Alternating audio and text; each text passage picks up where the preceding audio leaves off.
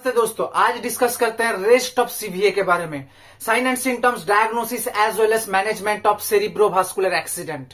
Sign and symptoms में आता है बी फर्स्ट, बी में बैलेंस। ये पेशेंट का ना बैलेंस एक साइड में नहीं रह पाता, एक साइड में अच्छा से रहता है, लाइक दैट। ई मतलब होता है आई में ब्लड विजन दिखता है, पेशेंट कुछ दिख नहीं पाता, अच्छा से उसको दिखाई नहीं देता है। अब होता है फर्स्ट, एप में आता है फेशियल ड्रूलिंग, फेस ऐसे हो जाता है, ड्रूल होता है। अब ए में आता है आर्म का जो वीकनेस होता है वो दिखता है, मतलब आर्म को आप उठा दीजिए वो ऐसे ऐसे खुद ही डाउन हो जाएगा। एस में आता है स्लरिंग ऑफ स्पीच, वो अच्छा से बात नहीं कर पाता, ऐसे बात करता है। और टी में होता है टाइम फॉर ट्रीटमेंट और time for call some hospital. Generally ये कंडीशन बी फर्स्ट लेके कोई पेशेंट हम लोगों को हॉस्पिटल में आता है तो हम लोगों को रेडियोलॉजी में शिफ्ट करना पड़ता है, एमआरआई ब्रेन के लिए और एमआरआई ब्रेन विथ कंट्रास्ट के लिए। और ये हम लोगों को पकड़ में आ जाए कि एक इस्कीमिक अटैक है तो हम लोग क्लॉट तोड़ने के लिए थ्रोम्बोलाइजेशन प्रोसेस से होकर गुजरते हैं। इसमें क्या किया जाता है, हम लोग थ्रोम्बोलाइजेशन प्रोसेस लाइक टिनेक्टर प्लस इंजेक्शन देते हैं। ये क्या करता है, हम लोगों का बॉडी का जो क्लॉट होता है उसको डिजोल्व करने में हेल्प करता है।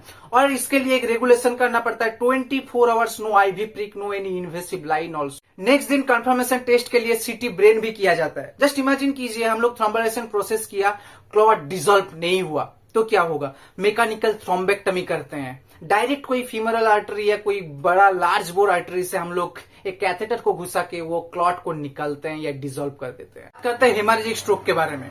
दो टाइप स्पेशली यहाँ पे बात करूंगा, साब एराकोनॉइड हेमरेज और इंटरक्रेनियल हेमरेज।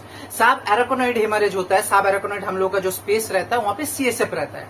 ये सीएसएफ आता कहां से, हम लोग का ब्रेन का जो वेंट्रिकल रहता है वहां से आता है प्रोडक्शन होकर। तो आप जस्ट इमेजिन कीजिए यहाँ पे हेमरेज होगा तो क्या होगा, सीएसएफ का प्रेशर उधर भी बढ़ता रहेगा, क्योंकि इधर से भी निकल नहीं पा रहा है, इधर से भी अच्छा से ड्रेन नहीं हो पा रहा है, इधर भी प्रेशर बढ़ता रहेगा। इंटरक्रेनियल जो प्रेशर रहेगा वो बढ़ते जाएगा। तो हम लोग को ईबीडी प्रोसीडियर करना पड़ेगा ताकि ड्रेन करके वो एक्स्ट्रा सीएसएफ को निकाला जा सके, एक्स्ट्रा ड्रेन को निकाला जा सके। बताओ इंटरक्रेनियल हेमरेज के बारे में। इंटरक्रेनियल हेमरेज मतलब ब्लीडिंग इनसाइड द ब्रेन।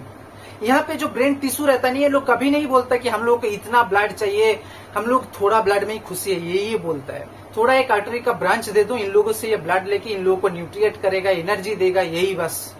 लेकिन जस्ट इमेजिन कीजिए एक ब्रांच टूट जाए, एक आर्टरी रप्चर हो जाए तो बहुत सारा ब्लड इन लोगों के पास आ जाएगा। इन लोग खा भी नहीं सके, एडिमा हो जाएगा, इन्फ्लम्ड हो जाएगा।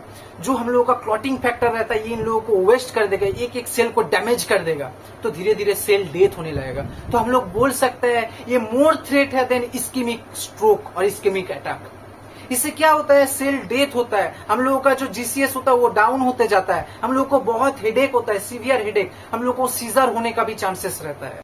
ये डायग्नोसिस करने के लिए हम लोग को सीटी ब्रेन या सीटी ब्रेन विथ कॉन्ट्रास्ट करने का जरूरत होता है। जब हम लोग को पता चलता है bleeding is little, bleeding already got stopped, then हम लोग मैनिटॉल से मैनेज कर सकते हैं या कुछ अलग मेडिसिन से मैनेज कर सकते हैं ताकि ये एडिमा को रिलीज किया जाए। If bleeding is more still bleeding, then urgent surgery के लिए जाना पड़ेगा। इंटरक्रेनियल जो हेमरेज हुआ है, जो क्लॉट हुआ है, क्लॉट को इवैक्यूएशन किया जाएगा। और क्या होता है, ये जो आर्टरी से जहां से ब्लीडिंग हो रहा है उसको क्लिपिंग भी किया जाता है। अब मेडिसिन क्या क्या देंगे इंटरक्रेनियल हेमरेज में। ऑब्वियसली बीपी से हुआ है तो फास्ट हम लोग को प्रोटोकॉल है बीपी को मेंटेन करो, बीपी को एकदम मेंटेन करो, कम भी मत करो, ज्यादा भी मत करो, एकदम नॉर्मल रेंज में लाने का ट्राई करो। ज्यादा बीपी होगा तो और भी ब्लीडिंग होगा, कम बीपी होगा तो पेशेंट मरने का भी चांसेस रहता है। अब होता है एंटी कॉन्वल्सिव, सीजर को प्रोटेक्ट करने के लिए हम लोगों को मेडिसिन देना पड़ेगा।